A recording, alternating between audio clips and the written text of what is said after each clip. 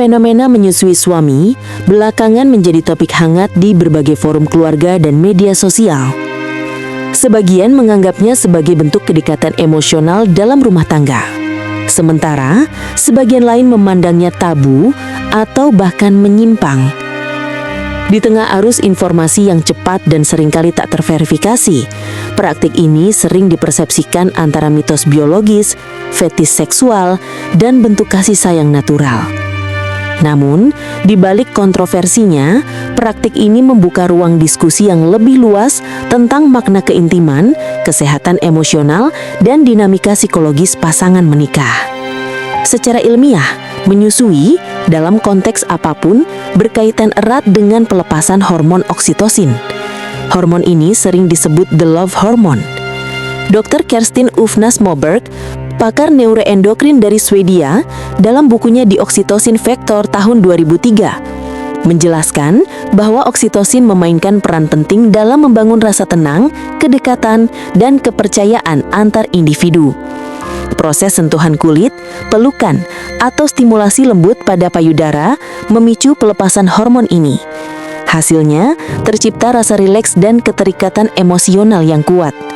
Ketika hal tersebut terjadi dalam konteks pernikahan yang sehat dan atas dasar saling ridho, pengalaman itu dapat menjadi bentuk ekspresi kasih yang memperkuat hubungan emosional, bukan sekedar aktivitas fisik. Dari sudut pandang psikologi hubungan, teori attachment yang dikemukakan oleh John Bowlby menegaskan bahwa kedekatan fisik yang berulang antara dua individu dapat memperkuat rasa aman emosional. Dalam hubungan suami istri, kedekatan semacam itu menumbuhkan rasa saling percaya, empati, dan komunikasi yang lebih jujur. Beberapa pasangan mengaku bahwa praktik seperti ini membantu mereka merasa lebih dekat, mengurangi stres, dan menciptakan suasana relasi yang lebih lembut.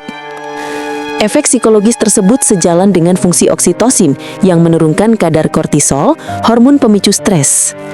Namun di balik sisi emosional itu, muncul pula berbagai klaim yang tidak selalu sejalan dengan pandangan medis. Sebagian pihak menyebut menyusui suami dapat meningkatkan produksi ASI, menyeimbangkan bentuk payudara, atau bahkan mencegah kanker payudara. Padahal hingga kini belum ada bukti ilmiah yang kuat yang mendukung klaim tersebut. WHO dan sejumlah dokter laktasi menegaskan bahwa ASI secara biologis difungsikan untuk kebutuhan bayi, bukan untuk konsumsi orang dewasa.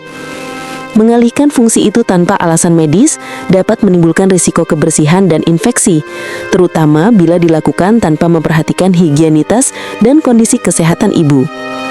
Karena itu, isu ini perlu dilihat dengan kacamata yang lebih dewasa dan seimbang. Menyusui suami bukanlah praktik yang bisa digeneralisasi atau diseragamkan sebagai manfaat atau penyimpangan. Dalam konteks komunikasi pernikahan yang sehat, apapun bentuk ekspresi kasih yang dilakukan secara sadar dan penuh penghormatan terhadap tubuh masing-masing dapat menjadi bagian dari bahasa cinta yang sah.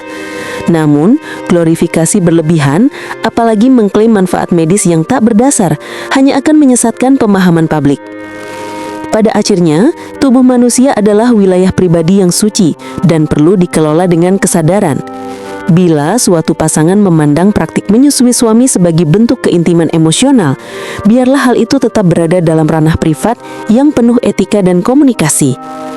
Inti dari relasi suami istri bukanlah pada bentuk ekspresinya, melainkan pada rasa saling memahami, menghormati, dan menjaga kesehatan bersama secara fisik, emosional, dan spiritual.